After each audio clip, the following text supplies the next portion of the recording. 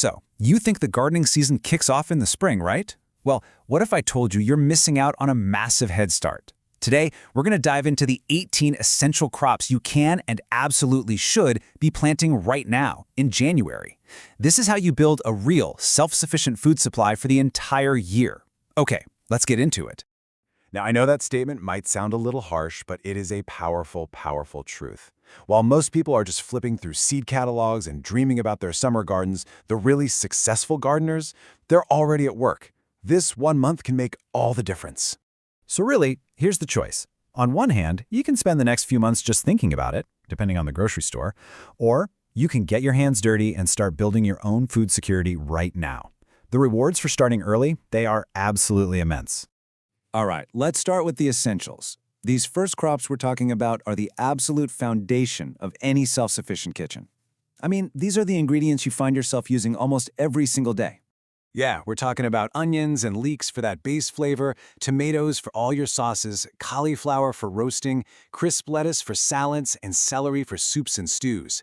Getting these started in January is the secret to having them right when you need them, from early spring all the way through the winter.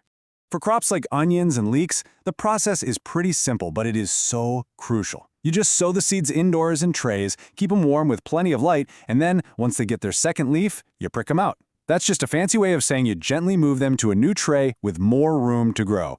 After that, you'll slowly get them used to the outdoors before you plant them. It's this head start that gives you those bigger bulbs that store for so much longer. And this, right here, this is the whole point. Starting these crops now isn't just some fun winter project. No, it's a strategic move that lets you rely less on the grocery store and way more on what's in your own backyard. Okay, let's move on and see how we can build on that foundation. These next crops, these are the hardworking backbone of your garden. They're the ones that make sure you have continuous, productive harvests all through the seasons. And what a fantastic mix this is.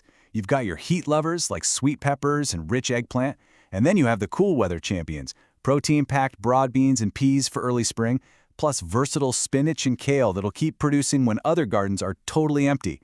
This is how you get a true year-round harvest. You see, this is where the strategy really comes in. By starting those heat-loving peppers and eggplants now, you're giving them the 8 to 10 week head start they desperately need to produce well. But at the same time, you can get cold hardy stuff like broad beans and spinach going for an unbelievably early harvest. You're playing both sides of the temperature game.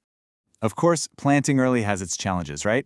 I mean, anyone who's ever planted peas knows the heartbreak of seeing mice dig them all up before they even get a chance to sprout. So, what's the solution? Well, here's a brilliant piece of old-school wisdom for you.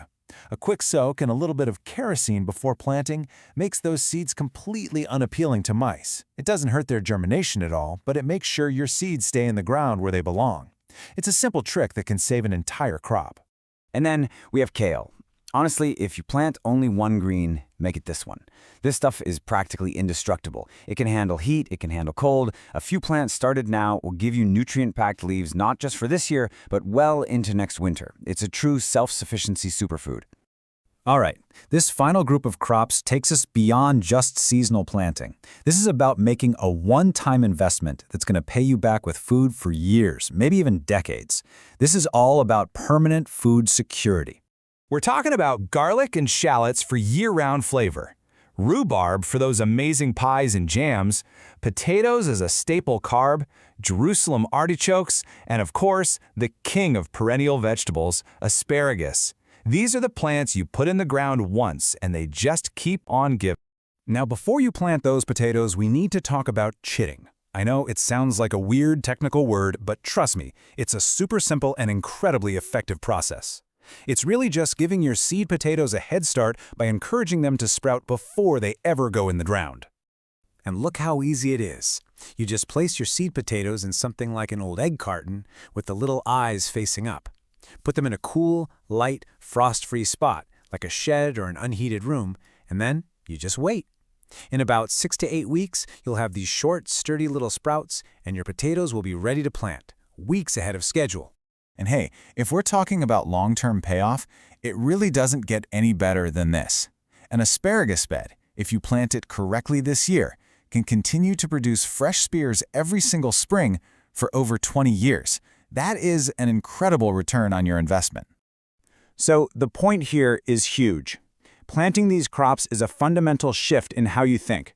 You're moving from just planting this year's garden to building a resilient, long-lasting food system for you and your family. And that brings us to the most important takeaway of all.